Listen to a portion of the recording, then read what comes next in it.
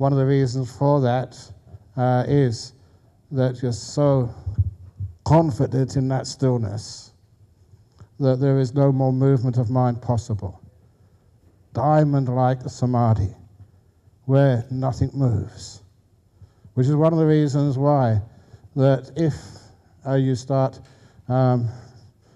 enjoying and benefiting from those states, if you don't make the resolution beforehand, how long are you going to stay in there?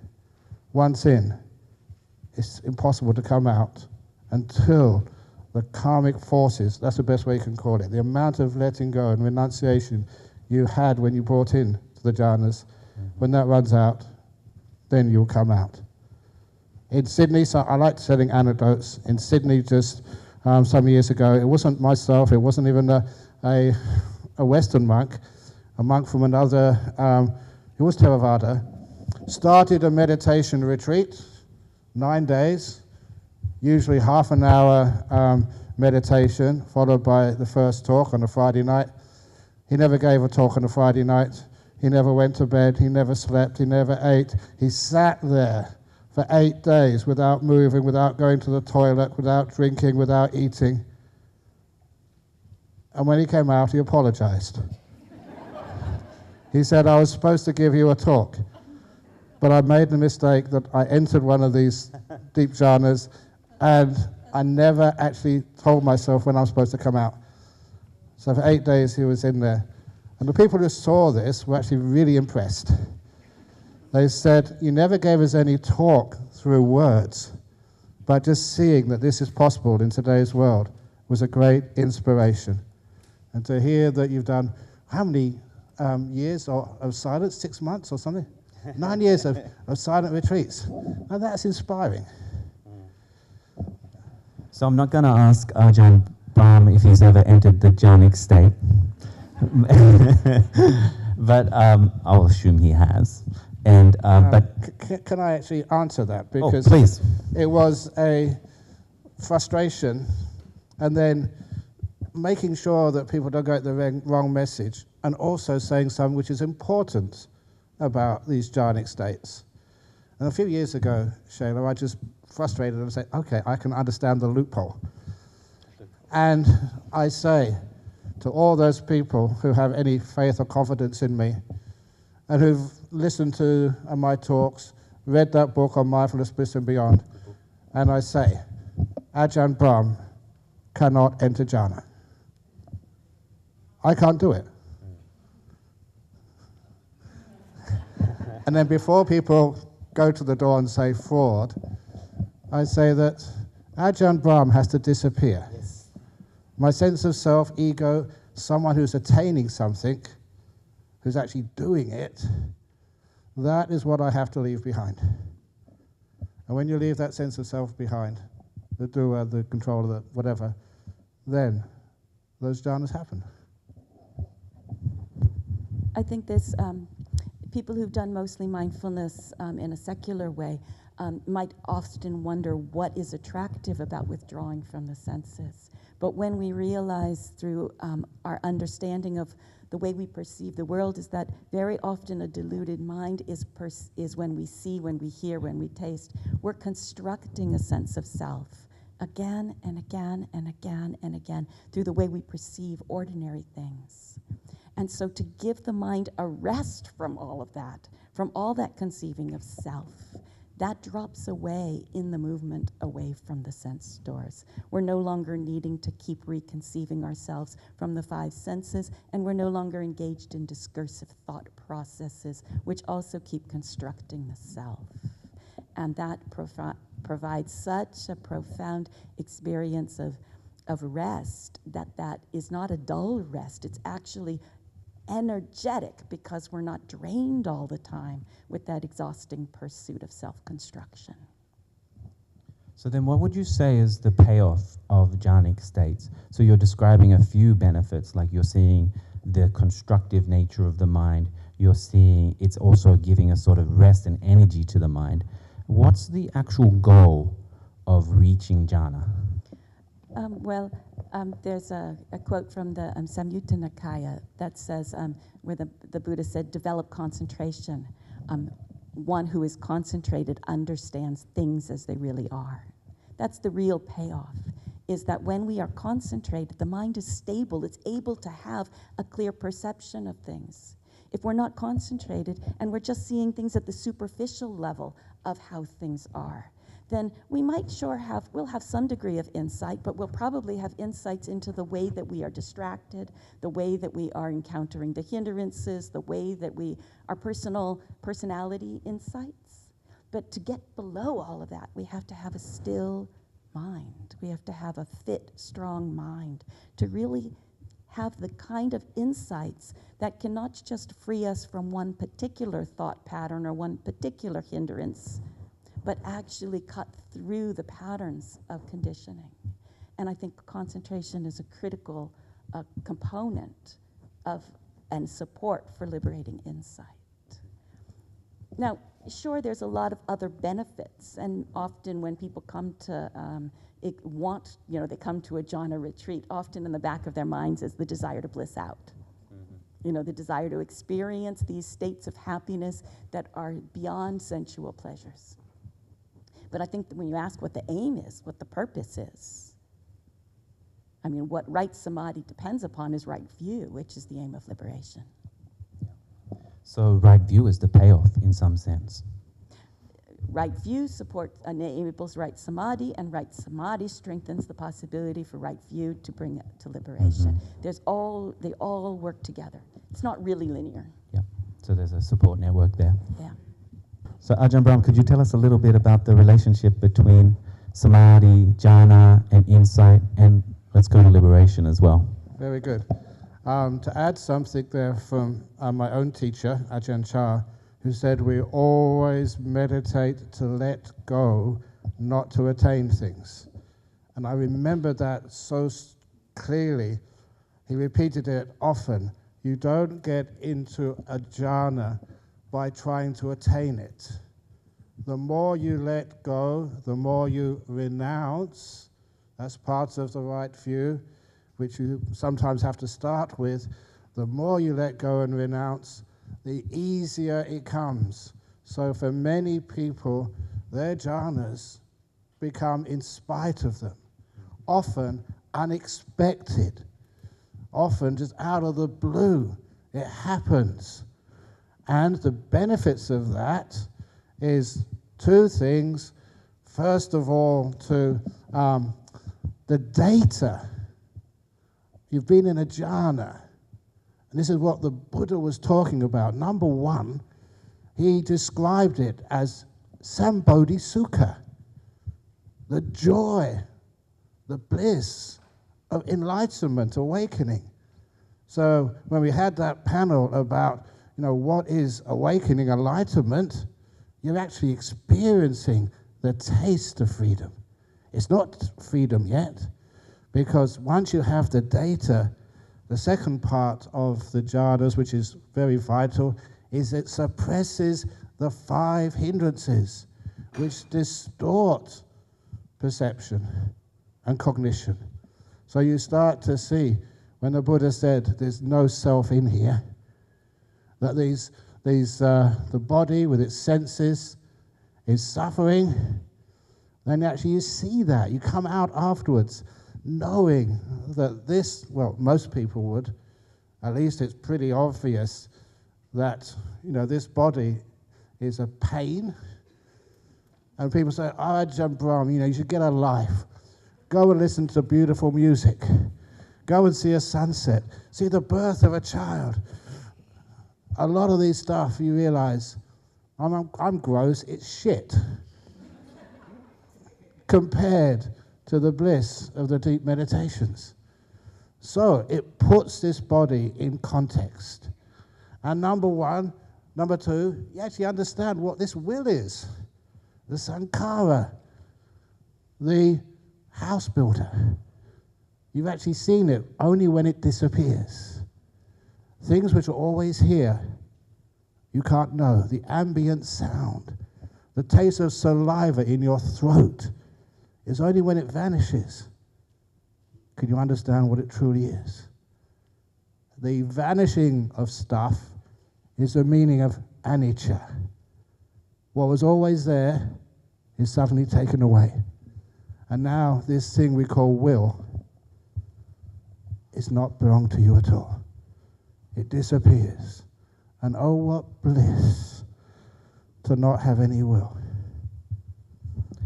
Now, sure, if we could just let go, you'd only need the instruction of those 2 words and then you'd be enlightened. But most of us need a little training in this. We need to develop the ability to let go. We need to convince ourselves that letting go is actually good. There's no loss in it. And so in the first step, just to enter jhana, as Ajahn has said, we have to let go of the hindrances and we have to withdraw our attention from our preoccupation with the sense world, with sense desire. And when we have experienced jhana and experienced the joy and the happiness that comes when we're not caught up in the realm of sensual desire, when we re-encounter pleasant sensual experiences, we will do so from a very different perspective. Because we will know that happiness cannot be found that way. Because we will have, from its absence, as you said, we will know a higher happiness. We will know something else. And so by experiencing sustained states of absorption in which the hindrances are absent, and then we encounter a pleasant experience, it's still a pleasant experience. But the tendency for lust and sensual desire to arise in relationship to it is greatly diminished. So I just want to underscore this letting go, because you both have nodded to that as crucial to the practice. And it's a letting go, and it may be counterintuitive for people who are first coming to these instructions, because you hear about jhana 1, 2, 3, 4, it's like levels, and there's this idea of absorption, and absorption feels like there's a movement towards something. So absorption comes through letting go. And then also, it seems what you're saying is that the insight comes through the absence of things, right? So this is interesting. The meditation instruction is to let go, and then the payoff is the insight through the absence of things. So I think this is very profound. I also wanted to ask then, like you just said, it's not as easy as those 2 words, letting go. So how does someone move their practice deeper? What's the sort of instructions that you give? And I'll hand that to both of you to answer that. Ajahn Brahm, do you want to start us off? Okay, well, you can imagine this. I was going to fill this glass full of water. It's this thing which I've demonstrated many times. How do you keep a glass of water perfectly still? Holding it, even being mindful of it, will never keep this still. If it was an open glass, it would actually start moving even more. It's one of the reasons these states are usually called concentration. I much prefer stillness. And states of letting go, it's not you do the letting go, that letting go happens. You can't do letting go. You let go of doing, or basically the doer just disengages. Come on, let go. Let go. Let go. You can see that's coming from a sense of will. It's the person disappears. You're not there, and letting go is what happens when you do nothing. So the only way to keep this perfectly still is just stop grasping, stop holding, put it down, renounce, relinquish, stop. All these wonderful words which you've probably heard so many times, but are so difficult to do because you try to do it. Vanish. Don't be there. And letting go happens as an automatic process, in spite of you, not because of you.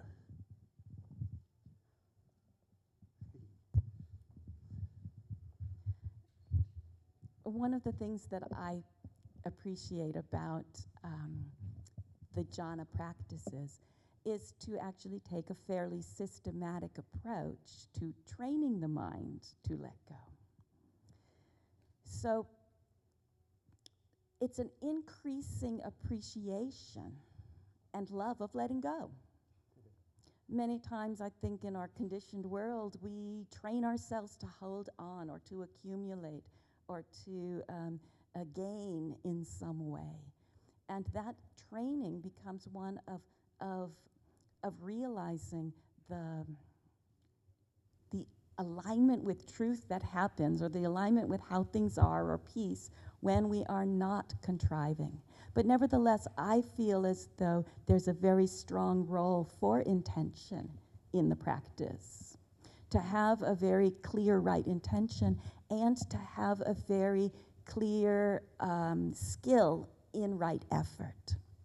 And because jhana practice can really show when we're forcing, or when we're lazy, or when we're not meeting the object, or when we're meeting it through the lens of self-interest and wanting, it becomes a fabulous training vehicle for really working with right effort, so that it's very, very balanced and can meet the experience of a very simple meditative perception in a way that doesn't distort it, but allows for the deepening of mindfulness, the continuity of mindfulness, and the deepening of samadhi and insight.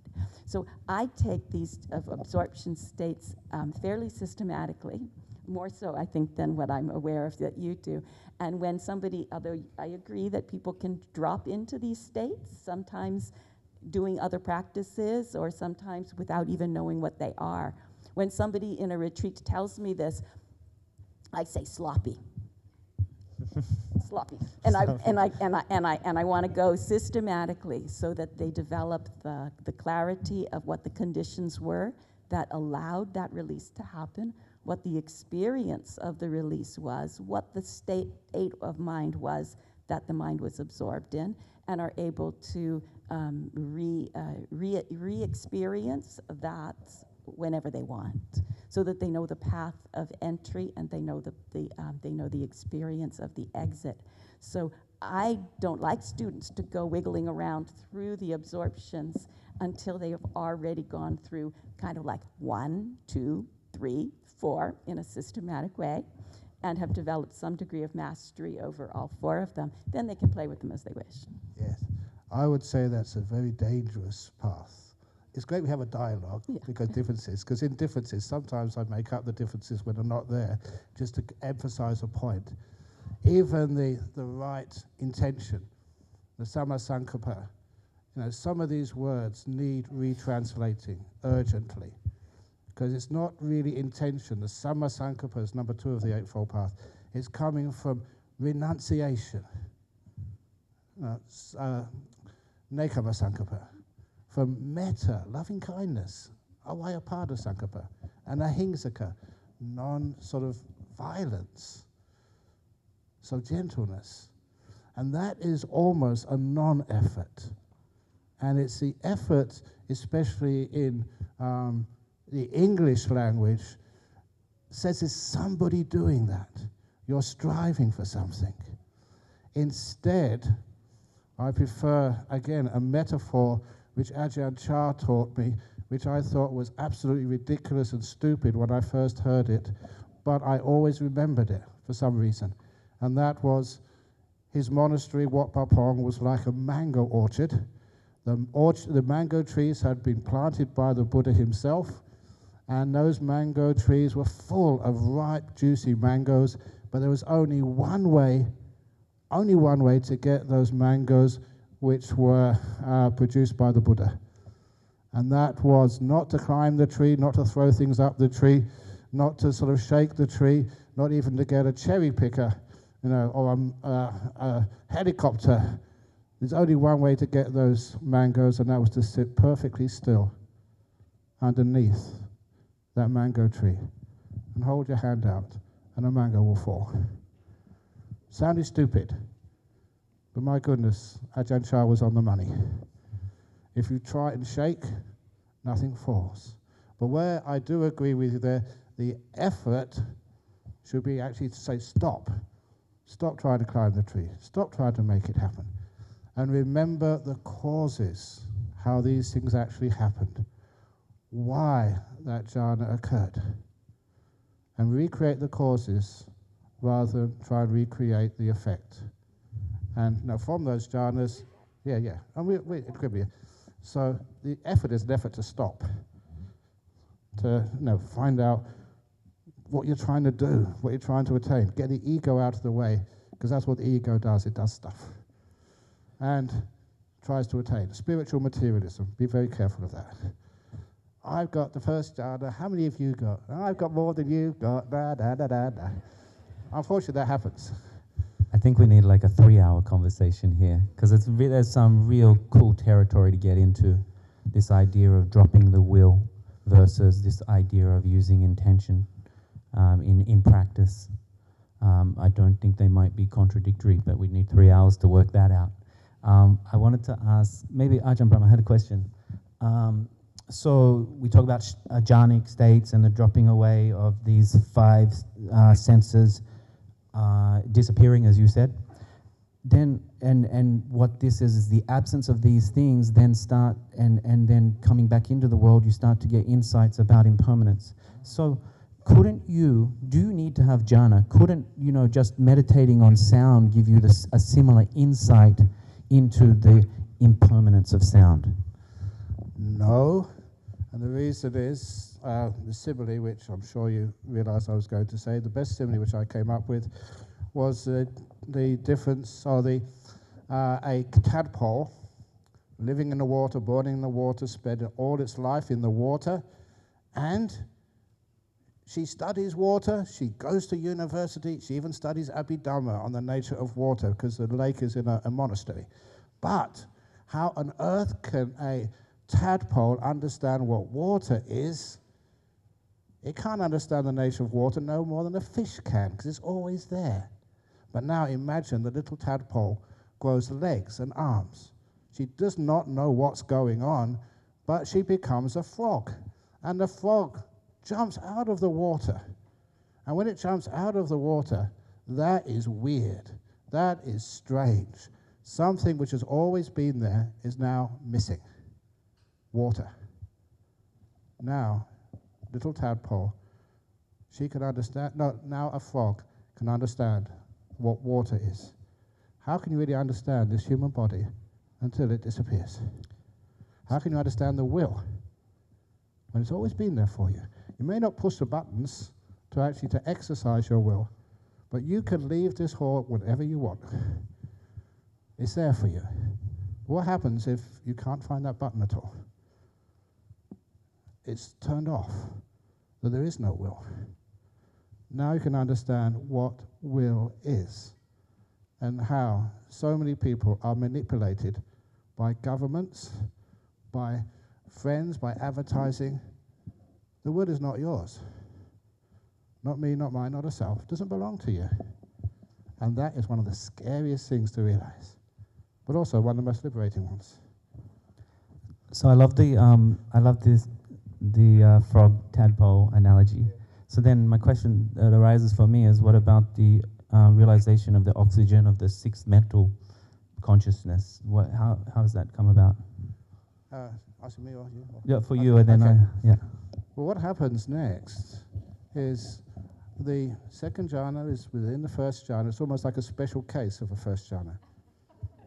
And the 3rd jhana is inside the 2nd jhana. You don't go out of the 2nd jhana. It's just more things disappear. They stabilize and disappear. And then to the 4th jhana. And for the 4th jhana, imagine, I like changing words over. Instead of equanimity, contentment. So content, so still. And this is the peak of mindfulness. You don't have more mindfulness than this, ever. So you're fully awake, but so poised. Wherever there's stillness, things disappear. So you get the great vanishing of what we call the arupa attainments, the immaterial attainments. By little, your mental faculties, the 6th sense, vanishes and disappears and ceases. Experience the cessation of all that's felt and perceived. So cessation. So Shaila, you want to say something on this particular topic? Just briefly, Yeah. One of the most noticeable things that one experiences the mind, the jhana mind as having an absence of is the activity of the defilements. And there's such sustained states that it's not just a short period where the mind is not engaged in anything related to sensual desire, to aversion, towards conceit, towards selfing, towards whatever the defilements are. But they're extended periods of time. So the meditator really knows the wholesome mind. And there's the opportunity for that wholesome mind to, it's like the cells, it's not a physical experience, but it's like our entire being is resonating with the possibility of purity of mind.